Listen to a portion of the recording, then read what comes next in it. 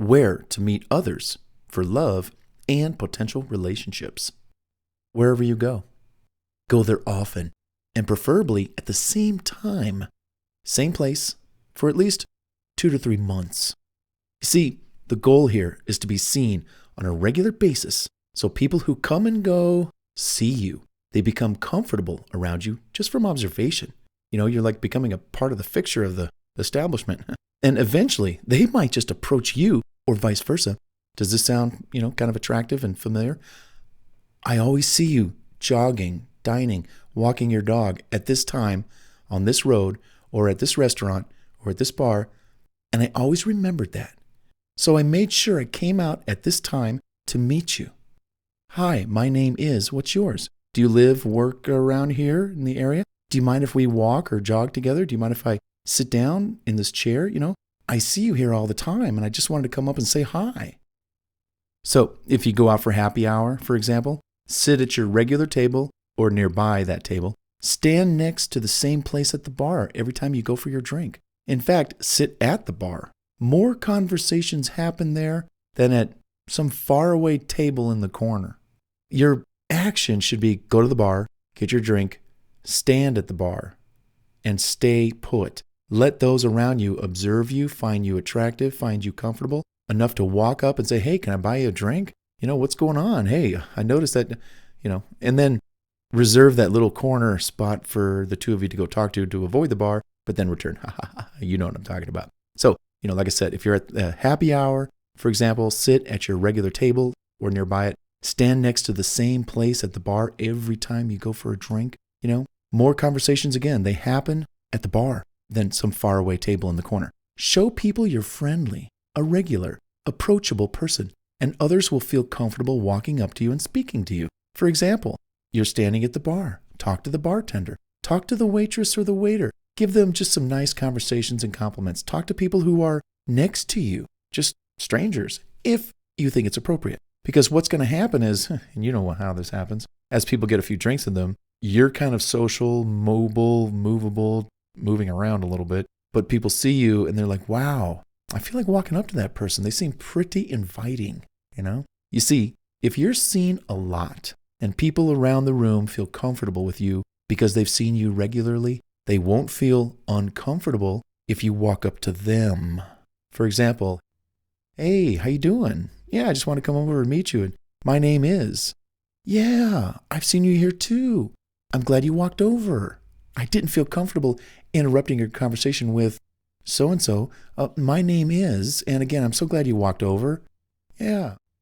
And so the conversation between two potential lovebirds begins. Also, you don't have to go far from home to meet people. Believe it or not, there are great, wonderful, and beautiful people living in your neighborhood, right around the corner or a little across town. In some cases, they might even live on the same street or in the same complex or, wherever you live, building, whatever that you live in. Get to know those who live in your area by always attending or initiating community parties, community get-togethers, events. If you host them, you can meet everyone. So initiate some kind of event. And that's actually a great tip. For those who are lonely and like, do I have to go to an event? Do I have to go to a party?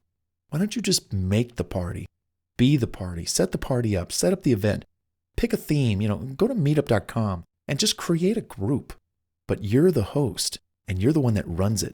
So you naturally can meet everyone, It'd be like if you ran your own networking events and you had the opportunity to meet everyone. Hi, welcome. Hi, welcome. Hey, I'm so glad you made it. Hi, welcome. Hey, what's your name? Oh, great. Hey, I'm glad you can make it. That's the host versus, hi, this is my first time. I'm kind of nervous. I don't know anyone here. I would not want to be on that side. I'd rather be on the host side, the person who's putting on the party, the event. Yeah, that way you get to meet everybody and you've got authority. You got credibility. You got good stature among everyone who comes. Yeah, they want to meet you because, hey, you're the one putting on the event. That's kind of cool. The benefit of finding and dating someone who lives within driving distance is so you can see them often. That's how relationships are developed. I see him or her a few times a week, and then we always spend the weekends together. Long distance relations don't afford the ability to really get to know someone, that is. Unless you already know them and you're in a relationship with them, I get it. Still, nothing grows two people together like spending time together. Like if you lived in one city, pretty far away, like an hour's driving distance, that's pretty far, and they live in that other city, or you live in a different state or different county, you might say to yourselves, can one of us move? Hey, I can move. I work for myself. I'm a freelancer. I'm a consultant. I can work anywhere, have laptop, can travel. Tell you what, why don't I move to your area? We've been dating on and off, a little bit long distance, for like 6 months. And this is just, no, I want to see you more.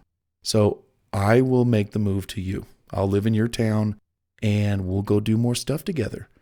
Yeah, that's how that happens sometimes. What fascinates you? What hobbies interest you?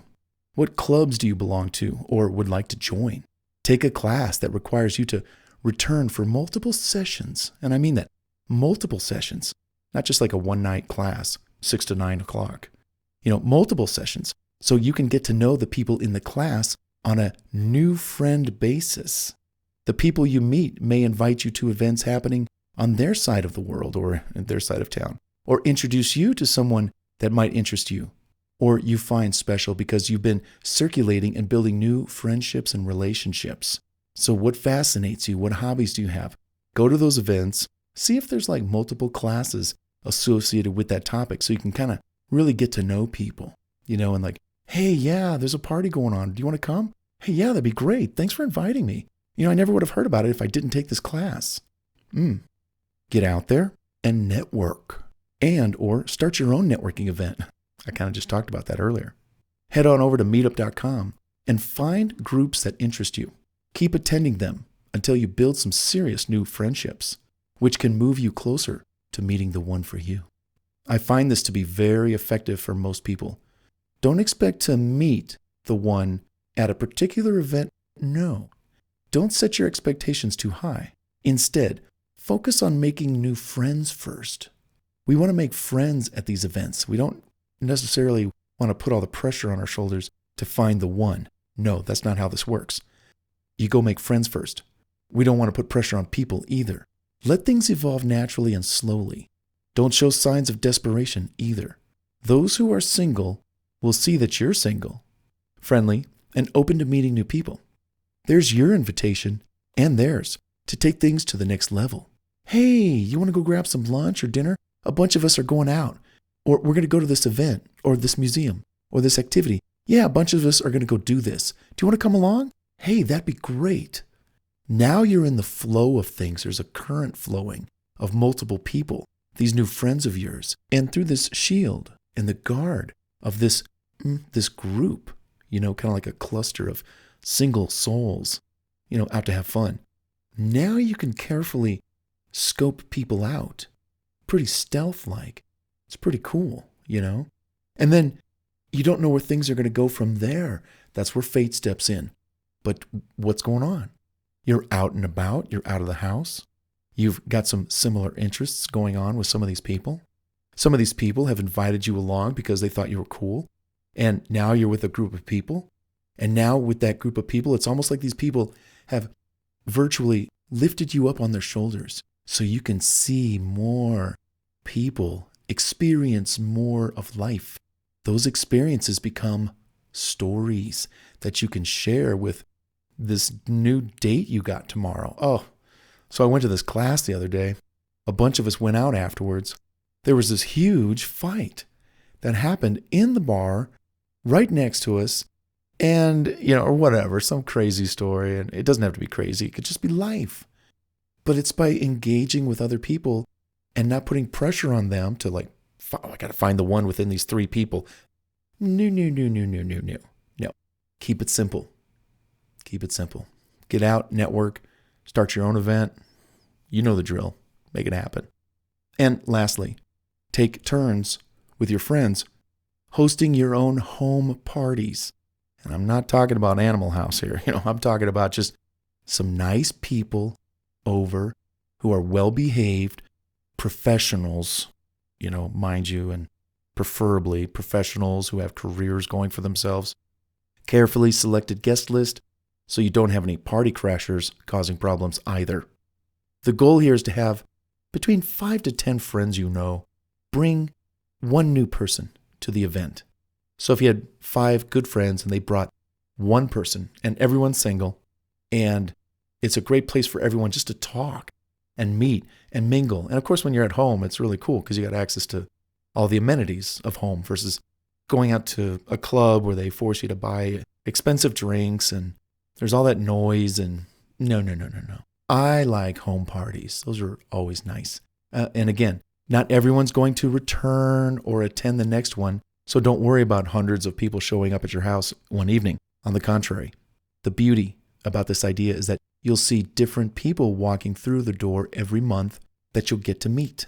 If everyone brings something to eat or drink, helps clean up at the end, then it really shouldn't be any trouble for you to host a moderate-sized group, depending on your situation. And hey, it doesn't have to be 5 or 10, it could be 3 people. But I wouldn't do more than 10, a dozen. I wouldn't do more than that. And everyone who comes and invites someone is accountable and responsible for their guest.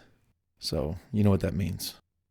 The frequent get-togethers once a month or every couple of months can certainly create a lot of fun, boost your social confidence, generate a friendly environment where people are having fun and open to meeting new people just like you. People like to meet people who are outgoing, get along well with others, and seem to be liked by others and have a positive life going on for themselves.